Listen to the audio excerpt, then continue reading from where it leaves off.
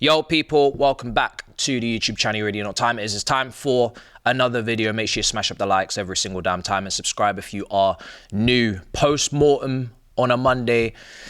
Pochettino, Maurizio, under serious pressure. I mean, for me, like I said against Wolves, I don't like to repeat myself. I don't take any pride or pleasure of saying that another manager has to go. I think it's embarrassing on the football club.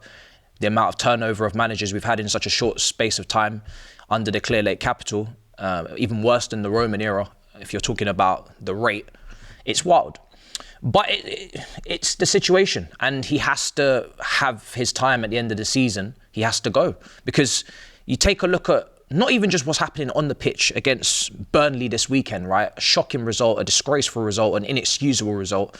And it's not the first time we've seen that this season. It's also what happens off the pitch, and it's the comments, and it's the quotes, and it's the lack of accountability, and it's the way that he's speaking in regards to the fans, and the lack of relatability and the lack of connection that he's able to strike up. And for me, it's just not good mentally to push forward in this way. It doesn't make sense. I don't know how he justifies what he says sometimes. We're going to go through it today. More crazy quotes. Ornstein has reported that in the summer his position is under review. I personally think Chelsea are going to look very, very closely at De Zerbi, because of course we've got so many staff from Brighton, so many players from Brighton. He's worked with so many of the players that we have. So it just makes sense in my head that that's the direction these guys are probably going to go in. And I can't trust these directors, Paul Winstanley, Lawrence Stewart, to appoint someone. I can't trust these directors in the recruitment in the summer to not go extreme with the young players again, to not, or to potentially overlook the injury concerns for certain players that we sign, that we recruit.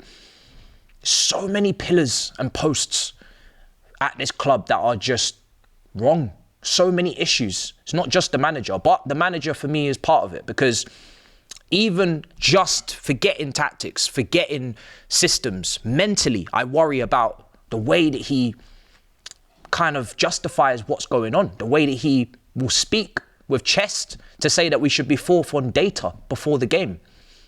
That's very regurgitated from the ownership. That's very much a mouthpiece from what's happening above. The data. The data is going to save us. What was the data when we won the Champions League in 2012? What was the data when we went to the Nou Camp and Torres scored that late goal to equalise 2-2? What was the data? This game, on XG, on possession, we should have won. But we didn't, because the game is not played on data. It's played on the pitch. And for me, his position is under review.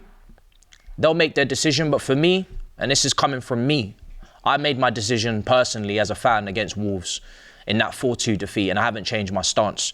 Now, he's admitted, after a disappointing result against Burnley, that the team has nowhere to turn to in those situations, and their solution is to give it to Cole Palmer. That's crazy. To say that is wild. That's reported. That's wild. Just give it to Cole Palmer. That's the plan. And he continues to obviously ignore the obvious solution of selecting a designated penalty taker. This is what I mean with a lack of accountability. He says if he decides to give the ball to another player, I cannot go onto the pitch to say no, or I'll get a red card. Basically what he's saying is I cannot force these guys to take a penalty. It's up in the air. Yes, you can. If you just designate a penalty taker, being Cole Palmer, he takes the penalties and nobody else does. Again, a lack of accountability as a coach, a lack of accountability as a manager to call the shots. Set pieces this week. Madueke marking O'Shea. Zonal marking, all of these things that we continue to keep doing that continue to not work. We have had one of the worst defensive seasons since the early 90s. I'm not exactly sure the exact year, but that's how bad our defensive record has been this season. Where's the accountability for that? We're starting to get to a point where we're thinking every single player we've got is horrendous. I'm not saying they're world class, because they're clearly not, but there's a balance into this. Do Brighton have world class players? Do Newcastle have world class players? They're above us, right? Do West Ham have loads of world-class players? They're above us. Do Man United have loads of world-class players? They're above us. So you should be able to organise and structure a defence to not be leaking goals consistently and constantly. You just should. That's your job as a manager. And we've been leaking goals all season, and there's been no accountability for that. It's always someone else's fault, not yours. For me, listen, when it comes down to this situation with Poch, it is deeper than Poch. We see the protests from Strasbourg over the weekend for the ownership. Do I think that's going to work? I don't. But it's commendable. It's admirable. It's very impressive of them to make their stance. But I think the most realistic thing you can do is knock the pillars, knock the posts. And I'm talking about what forms the hierarchy. What are they leaning on in their PR and in their briefs? When you see people talking about data in pre-match, you have to get at those people, because then once you knock down those branches, you get to the tree. But for me, the two directors and the manager, I can't trust these guys in the summer. If we're going to do things correctly and run accordingly, I can't trust these guys, because up here, I can't trust them. Mentally, I don't know what they're trying to do.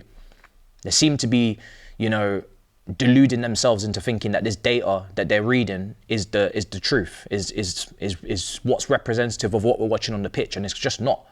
We were bopped against Burnley, back and forth constantly the whole game, and they had a man less, and we still struggled. It's not like as if we dominated the game, we just didn't take our chances, but we were controlling the game against 10 men, and we were playing a good brand of football, and we were just finishing poorly. We actually were going back and forth with Burnley. Why is that? And like I've said, the recruitment and the manager don't see eye to eye. You want to keep Gallagher, they're ready to sell him. Make it make sense. You want to play back and forth, end-to-end games quite clearly, but we've got players that want to control, like Enzo and Caicedo. It doesn't make sense. The recruitment and the manager, the style, it doesn't make sense. So even on that front, you're not even seeing eye to eye. You're not even aligning, like your comparisons to Klopp, who aligned with Edwards, like your comparisons to Arteta, who aligned with Edu, like your comparisons to Pep, who aligned with Tiki. The recruitment and the manager do not align. It's just talent and potential with someone who should be able to develop it. But the system or the ideology and the quality, it doesn't match. And it's not balanced. We're not even going to get into the lack of leadership in the team, the lack of, all of those, those intangibles that you need to build a team and make it function. So obviously the buck stops with the ownership, Clear Lake Capital, Todd Bowie and Egbali and all of those guys. They're the ones that have to take the most accountability, and they're the ones that can we trust to even appoint the right person, appoint the right medical man, head of medical. Can we trust you to appoint the right person? Can we trust you to appoint the right directors if you were to get rid of Winstanley and Stewart? Can we trust you to appoint the right manager? All of the answers for these questions is no, because there's no track record or evidence of you doing it correctly up until this point. 2 years, everything's going wrong.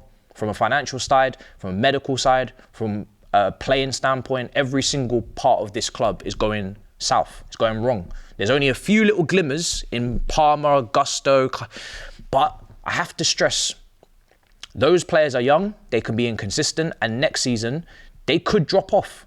If we don't build, and they could leave, more importantly, they could leave. They could just go to better clubs. If we don't get our shit together very soon, going into next season, and start to position ourselves in the part of the table we should, these players will either leave, because they'll have offers from top clubs, or they'll fall off, and they'll start to become part of the mediocrity that we have. So, it's not a positive video, nor should it be, because I'm still very embarrassed with the result, as you should be as well, because there's no excuse in it. There's no excuse in 2-2 at home to Burnley. And obviously, Man United's up next, and we'll see how that goes, but I'm not confident. I'm not really looking forward to it, because it's probably going to be a stink fest between two clowns. And yeah, it's going to be interesting. But guys, you let me know what you think in the comments down below. I've said what I've said on Pochettino before. I've said what I've said about these directors in the Wolves post-match.